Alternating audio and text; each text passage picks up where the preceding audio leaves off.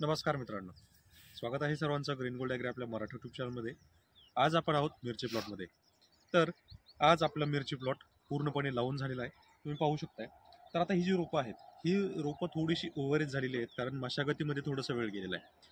पण आपण आजच्या या व्हिडिओमध्ये पाहणार आहोत की मिरची लागवड केल्यानंतर आपल्याला काय नियोजन करायचं आहे आणि साधारणतः 8 ते 10 दिवसापर्यंत पहिली आळवणी किंवा पहिली ड्रिंचिंग किंवा पहिली फवारणी ही काय असणार आहे, कशी करायला पाहिजे, त्यासोबत रोपांची काय काय काळजी घेतली पाहिजे, ती सगळीच माहिती या व्हिडिओमध्ये आपण घेणार आहोत। तर जे शेतकरी आपल्या ग्रीन गोल्ड ॲग्री चॅनलवर नवीन असतील त्यांनी चॅनलला सबस्क्राईब करा, सोबत नोटिफिकेशन बेल प्रेस करा, म्हणजे आलेल्या व्हिडिओचं नोटिफिकेशन तुम्हाला मिळेल।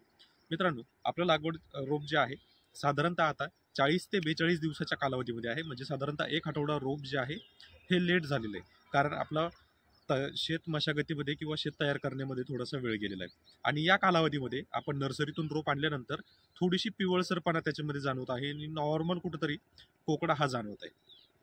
तर हे का होतं हे आपण पहिल्यांदा जाणून घेणार आहोत। सगळ्यात पहिलं की आपण ज्यावेळेस नर्सरीतून रोप आणतो तर आपल्याला माहीत नसतं की त्याच्यावर कोणती पेस्टिसाइड्स ही फवारलेली असतात। पण तुमच्या माहितीसाठी सांगतो की ज्यावेळेस आपण नर्सरीतून रोप आणतो तर रोप जे आहे साधारणतः 30 दिवसामध्येच आपल्याला नर्सरीतून रोप दिलं जातं। म्हणजे त्याचा जो आपण ज्याला म्हणतो रोपांचा कालावधी हा थोडासा कमी असतो, पूर्ण मॅच्युअर झालेली नसतात। आणि ती मॅच्युअर करण्यासाठी वेगवेगळी पेस्टिसाइड्स, वेगवेगळी फंगिसाइड्स किंवा पीजीआर खतं जास्त प्रमाणात वापरली जातात। परिणामी रोप आपल्याला जास्त वाढलेलं दिसतं। ज्यावेळेस शेडनेटमधलं रोप बाहेर आणलं जातं मोकळ्या वातावरणामध्ये, त्यावेळेस त्याच्यावर स्ट्रोक पडल्यासारखा होतो आणि नंतर ते हळूहळू पिवळं पडायला लागतं। म्हणजे तुम्ही लक्षात घ्या, कल्टर असेल किंवा मग इकडं नेटिओ सारखं बुरशीनाशक असेल किंवा एखादं प्रोफेक्स सुपर सारखं कीटकनाशक असेल, ह्या सगळ्या गोष्टी रोप अवस्थेमध्येच फवारल्या जातात। अगदी 10 दिवसापासून 35 दिवसापर्यंत नको नको ती वेगवेगळी कीटकनाशकं, बुरशीनाशकं फवारलेली असतात। पीजीआर सुद्धा वेगवेगळ्या पद्धतीची दिली जातात, म्हणून रोपं नर्सरीमध्ये वेगळी दिसतात आणि शेतामध्ये आल्यावर वेगळी दिसतात। आणि ह्याच कारणामुळे मी तुम्हाला मागे पण सांगितलेलं आहे की रोपं जी आहे ती आपण घरी बनवा। घरी बनवल्याचा फायदा एवढा होतो की पैसे पण वाचतात, रोप पण निरोगी राहतं। आणि ज्यावेळेस आपण रोप घरी ट्रेमधलं रोप जमिनीवर लावतो त्यावेळेस ट्रान्सप्लांट केल्यानंतर रोपांमध्ये तुम्हाला कोणताही फरक जाणवत नाही। तर हा फरक जाणवू नये याच्यासाठी आपल्याला रोपं ही घरीच तयार करायची।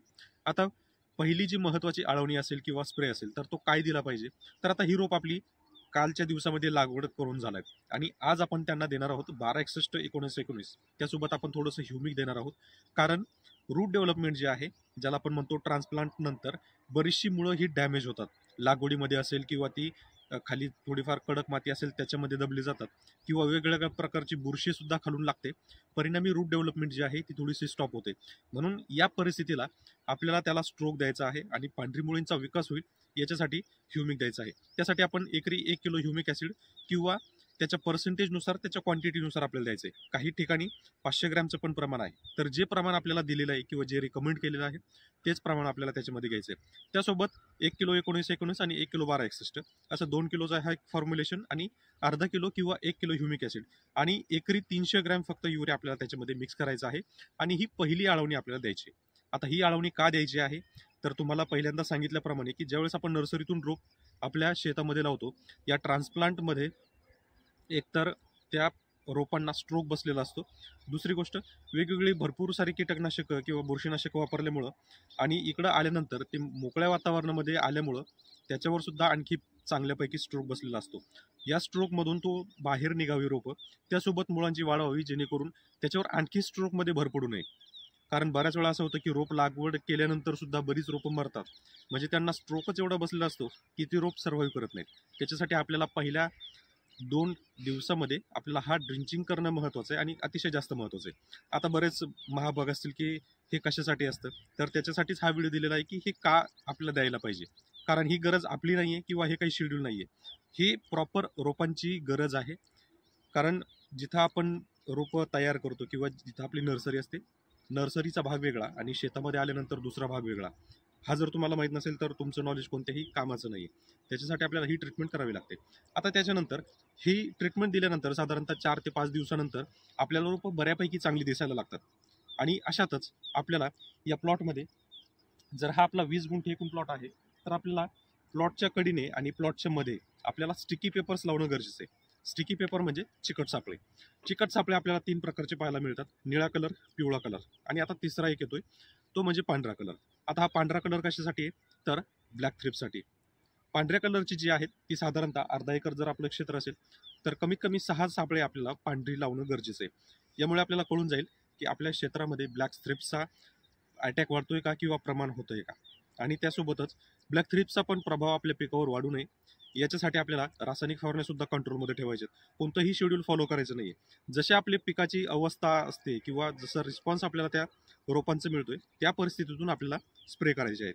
आता साधारणतः 10 दिवस झाल्यानंतर आपल्याला फक्त सर्वसाधारण कीटकनाशक, सर्वसाधारण बुरशीनाशक यांचा रेग्युलरमध्ये स्प्रे घ्यायचा आहे. आणि त्यानंतर मग आपण आपल्या रोपांसाठी अवस्थेनुसार नैसर्गिक शेतीचा वापर करू शकतो. मग त्यामध्ये अॅमिनो ॲसिड असेल, त्यामध्ये ताकंडी असेल, त्यामध्ये दही अंडी असेल किंवा दूध अंडी असेल, त्यासोबतच आणखी इतर नैसर्गिक खतं, त्यासोबतच जीवामृत असेल, यांचं सुद्धा ड्रिंचिंग किंवा फवारणी करू शकता. आणि ती फवारणी तुमच्यासाठी अतिशय महत्त्वाची ठरणार आहे. तर एकंदरीत आपलं हे जे नियोजन आहे साधारणतः पहिल्या 10 दिवसापर्यंत पहिली आळवणी किंवा पहिलं स्प्रे अशा पद्धतीने असणार आहे. साधारण कीटकनाशक, बुरशीनाशकमध्ये तुम्ही जर आपल्या रोपावर काहीच जाणवत नसेल किंवा नॉर्मल कुठेतरी जाणवत असेल तर अशा वेळेस कीटकनाशकमध्ये इमिडाक्लोप्रिड 17.8%, ज्याला आपण ॲडमायर नावाने ओळखतो किंवा कॉन्फिडर नावाने ओळखतो, ते आपण देऊ शकतो. त्यासोबतच ब्ल्यू कॉपर M45 साप पावडर किंवा अँट्राकॉल या बुरशीनाशकांचा वापर करू शकतो. यापैकी कोणतंही एक बुरशीनाशक प्रति लिटर पाण्याला 2 ग्रॅम आणि इमिडाक्लोप्रिड 17.8% 1 मिली प्रति लिटर पाण्यासाठी आपल्याला वापरायचं आहे. त्यासोबत एखादं चांगल्या प्रतीचं टॉनिक ज्यामध्ये बायोविटॅक्स म्हणजे सीड एक्स्ट्रा घेऊ शकता किंवा फॅन्टॅक प्लस ज्याच्यामध्ये मिक्स मायक्रोन्यूट्रिएंट आहे, फेरस, मॅंगनीज, मॉलिब्डेनम किंवा झिंक. तर ही जी मायक्रोन्यूट्रिएंट आहे हे आपल्याला द्यायचे. यापैकी तुम्ही कोणतंही देऊ शकता, एकतर फॅन्टॅक प्लस किंवा बायोविटॅक्स. दोन्हीमध्ये रिझल्ट जवळपास सेमच येतात, फक्त एकामध्ये आपल्याला सीड एक्स्ट्रॅक्टमधून न्यूट्रिएंट्स मिळतात तर दुसऱ्यामधून मिक्स मायक्रोन्यूट्रिएंट मिळतात.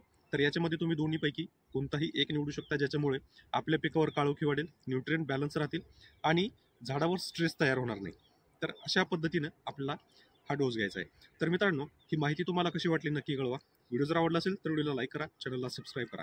आणि हो, मिरची शेतकरी असाल आणि कमी खर्चामध्ये जर मिरची उत्पादन घ्यायचं असेल तर नक्कीच आपल्या मिरची लागवडीचे सगळे व्हिडिओ फॉलो करा. धन्यवाद.